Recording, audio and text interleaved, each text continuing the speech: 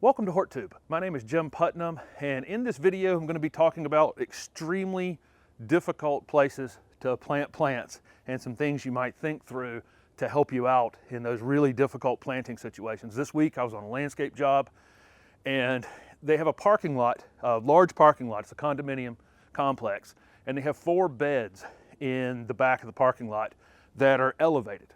In an ideal world, these beds would have actually been designed to capture water from the parking lot and act as the drainage basin. And I think if it were being designed today, that's what they would have done. But instead, they're curbed up and there's no irrigation in any of these beds, no water source. A couple of them have fire hydrants in it, but I don't think I'm going to hook up to the fire hydrant to water these beds. But they leave you in a situation where the only water that can possibly get into this bed is going to fall from the sky. And we get a decent amount of rain here in my area.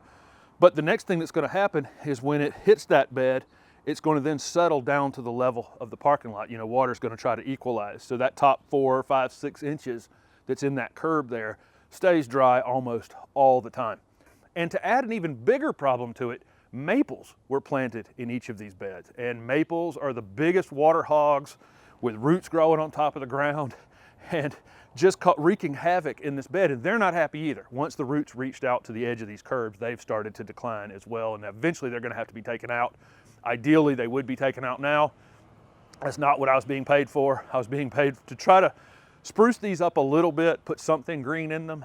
I think a lot of people in this situation will make the decision to pull out a ton of soil and then add in a bunch of peat moss or potting soil or something that would keep the plants wet. Unfortunately, you're going to go through periods of time in my area where we could get a tropical storm and get 10 inches of rain, and then we can get 2 or 3 thunderstorms after that. And you can really pile on the rain at certain times of the year here.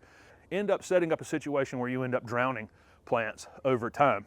So I felt like until they have the budget to remove these trees and really amend this soil, maybe even take the soil down below the curb and just let the curb sit up, I think we could find some water if we were about 6 inches further down.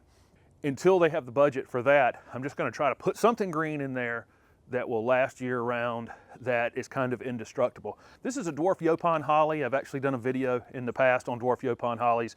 It's kind of the most indestructible of the low growing evergreen hollies. I'm going to plant those in that bed. But I have another experience to go back on. Another extremely tough, low mounding holly like this is called Carissa Holly. I also did a video on that one in the past.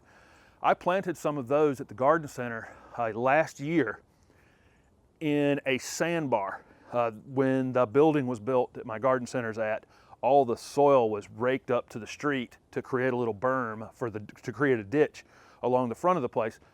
That berm is made out of almost pure sand, and it drains extremely well. That Carissa Holly is drought tolerant enough to sit up in that sandy space and go long periods of time without water, except for the first year it's in the ground when it just doesn't have any roots to search for water at all. And I neglected them for some period of time, and several of them thinned out and almost died. So I do know that the first year that these things are in the ground, no matter how tough they are, and if you're in higher up zones like zone 5 or 6, low growing spirea like gold mound spirea, that'd be another thing. It's this kind of drought tolerance, indestructible plant. But that first year it's in the ground, not so indestructible. You do have to get some water on it. Unfortunately, in this condominium complex, I don't know if they're going to get watered or not. I'm planting them in December. I'm hoping that they can get themselves anchored in the ground during January, February, March, and April before we get any prolonged period of time without rain. If they get themselves anchored in a little bit, this is a plant, this Dwarf Yaupon Holly can go very long periods of time without water, maybe thin a little bit in the middle, but that's about all. So I'm hoping my timing is okay getting it established. We've had a very dry fall in my area, so I'm just at the moment where I can even make that decision. We just have gotten some significant rain. So for me, this is almost really a test. I'm putting 7 of these in each of these beds. We're going to see how they can compete with established red maples who are not happy about being in the bed and are stealing everything they can get to survive in an elevated space that only gets rain from above, and where no one is probably going to likely pay any attention to the fact that they're out there dying But I do think I've picked the right plant. And this is the kind of thing landscapers run into a lot. A lot of times there's a lot of do-it-yourself or homeowners that just run out of patience on a certain space, and they call somebody in, and you're left with this like, wow, there's probably only like 2 or 3 plants that could take those kinds of conditions. And so Carissa Hollies, certainly Dwarf Yaupon Hollies. If you're in colder areas, like I said, Dwarf Spirea, like Gold Mound would probably be adequate. But that first year they're in the ground, definitely make sure you're keeping an eye on them. But be very careful to not water them constantly. We do want to drought stress the plants a little bit, because that's the thing that makes them go out and search for water and search for nutrients. I have gone on landscape jobs in the past.